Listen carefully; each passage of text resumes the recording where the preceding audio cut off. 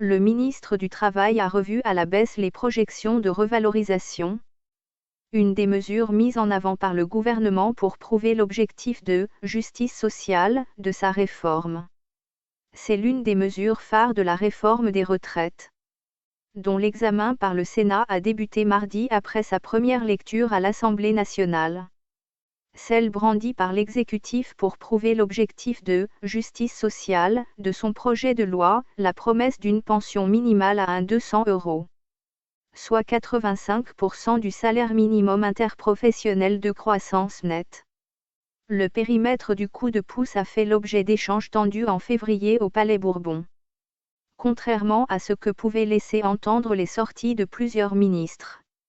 Les fameux « 200 € brut » ne constitueraient plus un « minimum » pour tous, mais pour les seuls pensionnés justifiant d'une carrière complète, à taux plein, sur la base d'un salaire équivalent au salaire minimum interprofessionnel de croissance.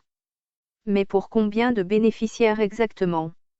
Entre 10 000 et 20 000 personnes, estime désormais Olivier Dussopt.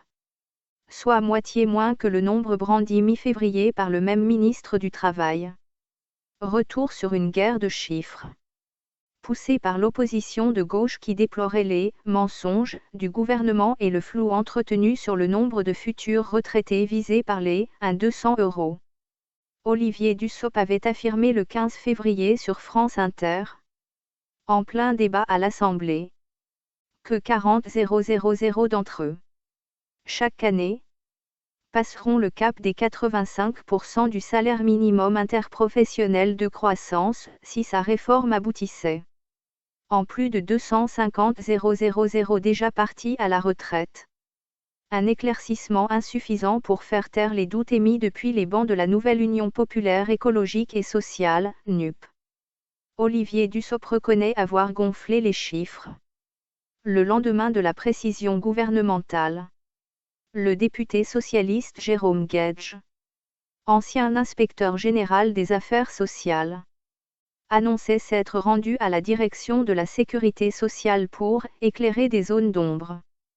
À la tribune, le parlementaire de l'Essonne avait alors rapporté que les services de l'État n'étaient pas à l'origine de l'estimation de M. Dussopt et ne savaient pas eux-mêmes d'où elle provenait.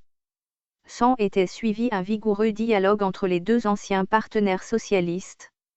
Loin de conclure leurs échanges sur le sujet, mardi 28 février, Jérôme Guedj a ainsi publié sur Twitter un courrier d'Olivier Dussopt, daté du 23 février, en réponse à une missive du parlementaire campant que aucune étude ou donnée chiffrée n'appuyait le nombre de 40 000 futurs retraités par an, bénéficiaires des 200 €.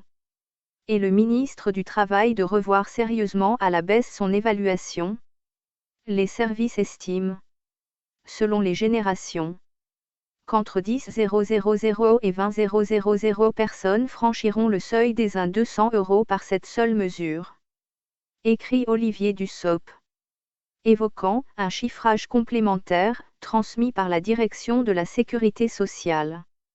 L'ancien député de l'Ardèche confirme aussi que 250 000 retraités actuels dépasseront le seuil de 85% du salaire minimum interprofessionnel de croissance nette. Et donc Olivier Dussopt reconnaît enfin avoir gonflé les chiffres. S'est argué Jérôme Guedj sur le réseau social. Le parlementaire juge par ailleurs abusif le fait de mettre ces revalorisations au seul crédit de la réforme. Et conclut, on va continuer les investigations. Notre